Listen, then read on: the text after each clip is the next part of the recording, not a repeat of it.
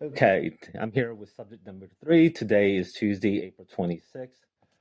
Purpose of this research question is to ask you to look for how do counselors provide services to Spanish-speaking clients, how they gain their awareness, acculturations, and skills to work with this population.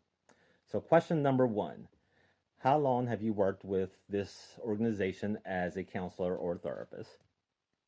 I've been with this organization for just over 10 years now. Okay. And what are your credentials? I have a master's degree.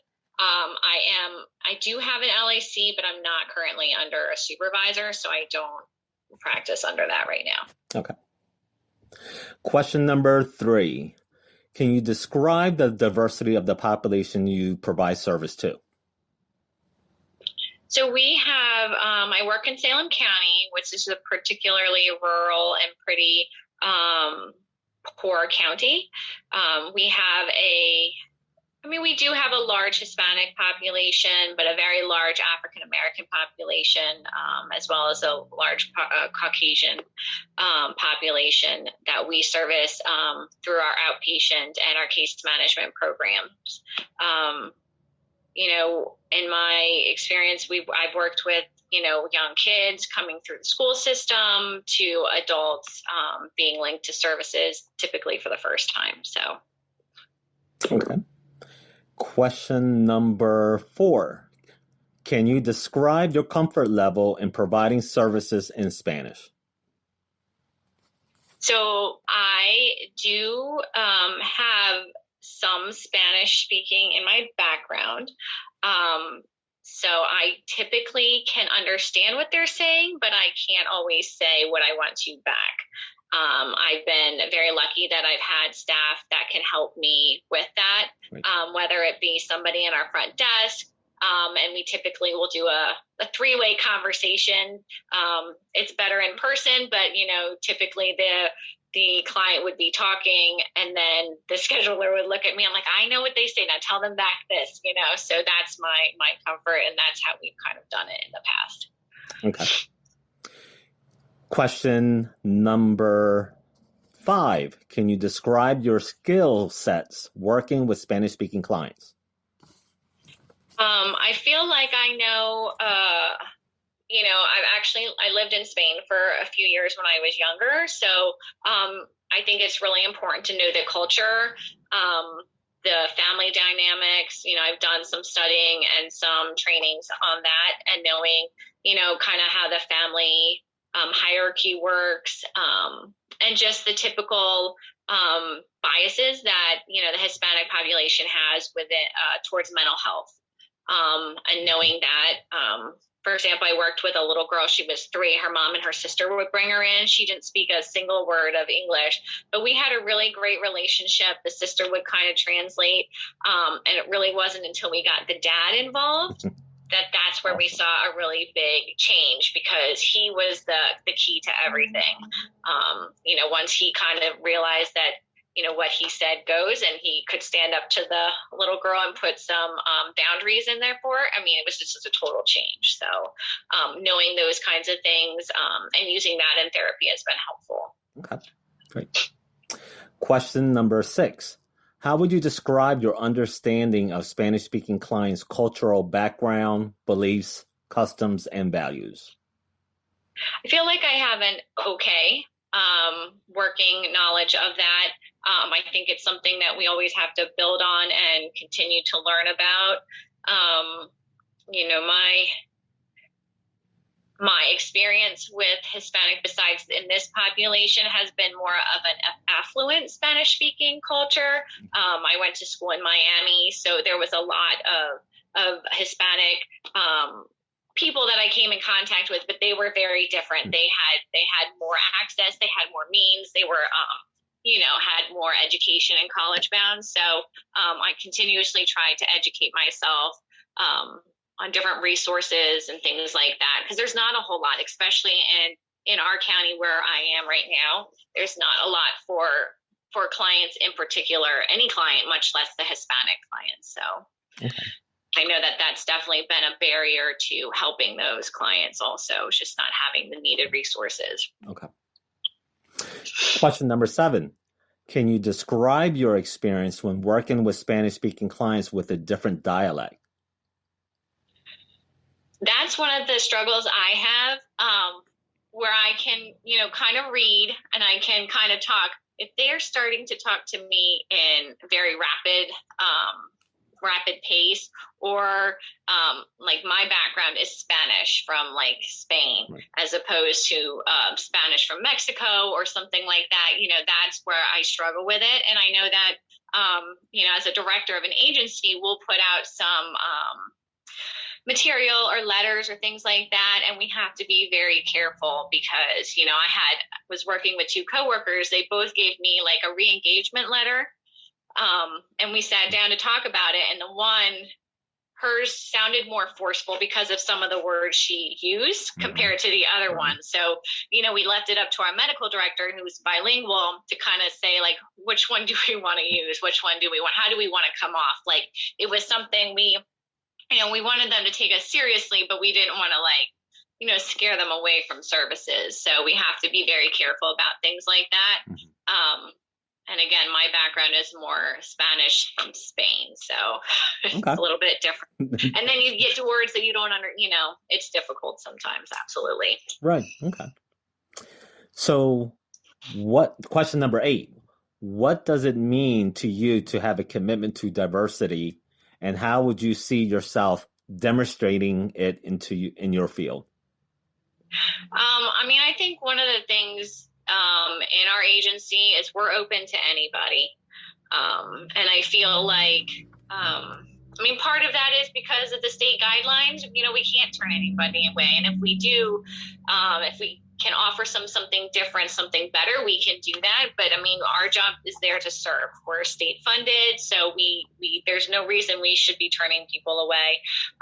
So it's really important to make them feel comfortable, make them feel like they can open up to us. And when you have a language barrier, it's hard, when you're using a translator, that's difficult. So we've really tried to employ different people at different positions within our agency that can kind of assist and help with that, from our front desk, so that we have somebody who can call and answer questions. We have a prescriber who's bilingual, which has been wonderful. One of the difficulties with him is that he sees everybody in the family because everybody goes to him. So, that's just been a skill that he's really tried to he's definitely had to make work and strengthen, because he's got to keep all these different little facts straight on who's with who now and who did what in the family and how did they learn that. But yeah, we're always trying to update our literature to try to make, and unfortunately it's a lot of English speaking people trying to write this stuff. Right. But trying to get things like signage, wait list calls, all those kind of things, so that they can be as engaged as they want to be. Okay. And that we can be as open for them as possible. Okay. Excellent. Question number 9. How does the agency address a situation that involves a counselor's values or beliefs that are different from Spanish-speaking clients? We would start with supervision. Definitely kind of trying to address, where the person's coming from. We could recommend things like different trainings if it's something that maybe that person's just not feeling comfortable with. Mm-hmm. If that really doesn't work, we would look at just transferring them to somebody else that maybe they would feel more comfortable with. We always try. We do have a bilingual therapist, and we try to have them see her as much as possible. Mm-hmm. There was one time that there was a Spanish-speaking only gentleman. He went into her and he's like, I don't like her. Send me back to the guy that did my intake. We'll manage. It'll be much better.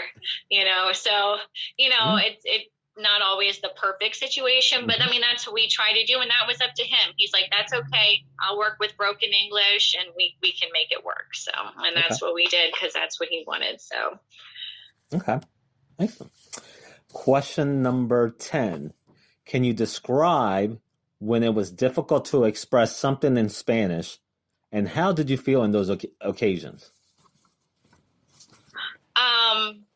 I know that it is difficult, especially when we've had some people call through the crisis line. And, all of our crisis workers, including myself, because I was kind of assisting with it, like you want to be doing the best you possibly can, but that there's a language barrier, and it makes it more stressful for the client, which makes us more stressful. So it's definitely hard to deal with a situation like that because you want to get them the help.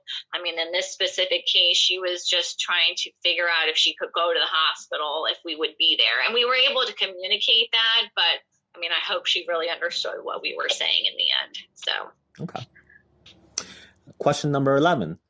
Can you describe your experience with professional counseling terminology in the Spanish language?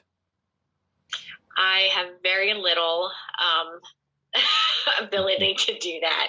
I know that I do have a staff person who does can speak Spanish, however, is very uncomfortable using that in a session. He's like, I can speak, conversational Spanish, but he's like, when it comes to explaining medications or describing mood or a mental status of somebody, he's like, I'm really uncomfortable doing that. And I've even had that happen with a front desk person who was uncomfortable at times participating in either a crisis call or referral because she's like, I just don't want to say the wrong thing.